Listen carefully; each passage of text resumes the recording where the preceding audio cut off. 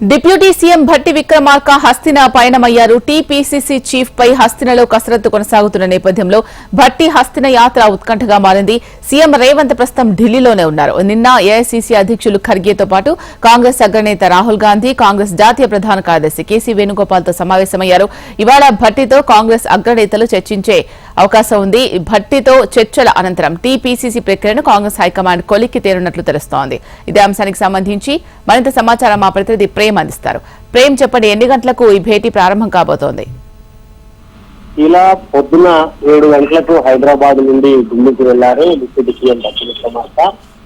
ఏదైతే నిన్నంతా కూడా టీపీసీసీ చీఫ్ కొత్త టీపీసీసీ చీఫ్ నియామకంపై ఏఐసీసీ అగ్రనేతలతోటి రాష్ట్రానికి సంబంధించినటువంటి సీఎం ముఖ్య నేతలు సమావేశమయ్యారు. సమావేశంలో రెండు ముఖ్యంగా బీసీకి టీపీసీసీ చీఫ్ వస్తుందని చెప్పి గాంధీ భవన్ వర్గాల్లో పెద్ద ఎత్తున చర్చ జరుగుతుంది. దానిపై నిన్న ఏఐసీసీ అగ్రనేతల సమావేశం తర్వాత ఈ రోజు డిప్యూటీ సీఎం ని ఢిల్లీకి రావాలని చెప్పి అగ్రనేతలు పిలవడం జరిగింది.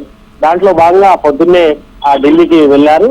అయితే మరికొద్ది సేపట్లోనే 11 లేదా 12 గంటలకు సమావేశమవుతారు. సమావేశం తర్వాత టీపీసీసీ చీఫ్ ప్రకటన ఉండే అవకాశం ఉన్నట్టుగా కూడా పెద్ద ఎత్తున చర్చ జరుగుతుంది. ఎందుకంటే రేపటి నుంచి ఒకటి అమావాస్య, ఆషాఢం 2 కావడంతో మరొక నెల రోజుల పాటు నియామకానికి సంబంధించి అవకాశాలు లేవు. కాబట్టి ఈ రోజు రేపటిలోనే ఒడగొట్టాలని చెప్పి ఏఐసీకి సంబంధించినటువంటి వారంతా కూడా ఆలోచన చేస్తున్నట్టుగా తెలుస్తుంది. మరొక వైపు ఇప్పటికీ ఇటు పార్టీ దాంతో పాటుగా ప్రభుత్వానికి సంబంధించి 2 జోడెద్దుల్లాగా నడపడం కొంత ఇబ్బందికరమైనటువంటి పరిస్థితి ఏర్పడింది. కాబట్టి రేవంత్ రెడ్డి కూడా ఏఐసీసీ నేతలకు అగ్రనేతలకు చెప్పడం జరిగింది టీపీసీసీ చీఫ్ పై నిర్ణయం తీసుకోవాలని. దాంట్లో భాగంగానే ఇప్పుడు కొత్త పీసీసీ చీఫ్ పై అయితే చర్చ జరుగుతుంది. ఈ రోజు మధ్యాహ్నం లేదా సాయంత్రానికి కొత్త టీపీసీ చీఫ్ పై ఏఐసీసీ ఒక నిర్ణయాన్ని వెల్లడించే అవకాశం అయితే ఉంది.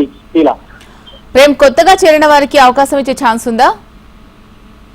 మొదట ఇప్పుడు 2 వర్గాలుగా అయ్యాయని చెప్పి చెప్పుకోవాలి ఇలా. ఎందుకంటే ఒకటి మహేష్ కుమార్ గౌడ్, దాంతో పాటుగా మదియాస్కి, వీరిద్దరి మధ్యనే పెద్ద ఎత్తున బీసీ పీసీసీ చీఫ్ అనేది కన్ఫామ్ అయిపోయింది.